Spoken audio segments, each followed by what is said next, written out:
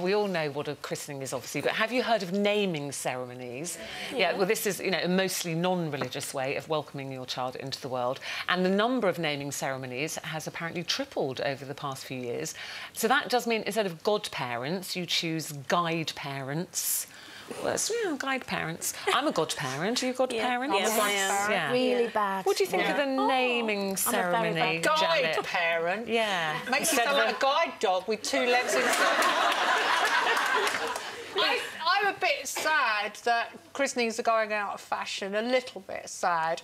It's not that I'm overly religious, I just like the idea of making a commitment. But are you not still making a commitment even if you're not religious? I think that's the reason for it. But look, we've already got rid of marriage with more and more people.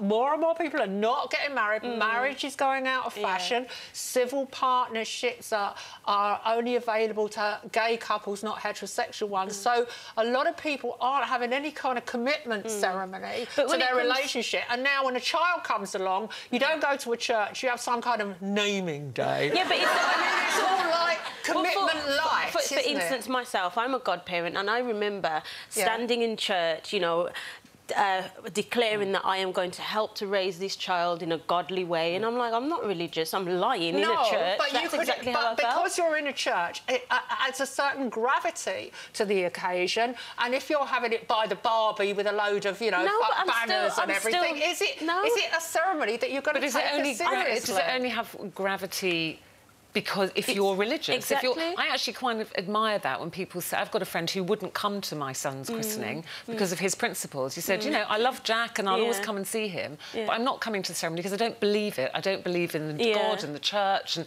you know, baptising him into this family, and he didn't come. Well, so I quite admire people that say it is quite hypocritical to have a christening for people that never go to church. I'm godmother to... I have a problem with that. Well, I see where you're coming from, but I'm godmother to both Anglican kids and kids who are Catholic.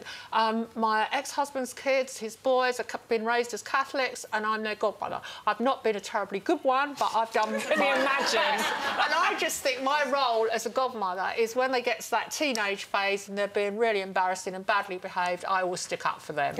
That's my job, is to, you know, stick up for the kids against their parents. And I have one godchild who left his degree, politics degree at university, and he went through the piercing and dreadlocks phase and went to work in a bar, and his dad said to me, it's absolutely dreadful, you've got to tell him to go back to university. And I said, he's developing people skills, which he was, and now he's an agent in Hollywood. So, sorry, I was right. Are you a godmother?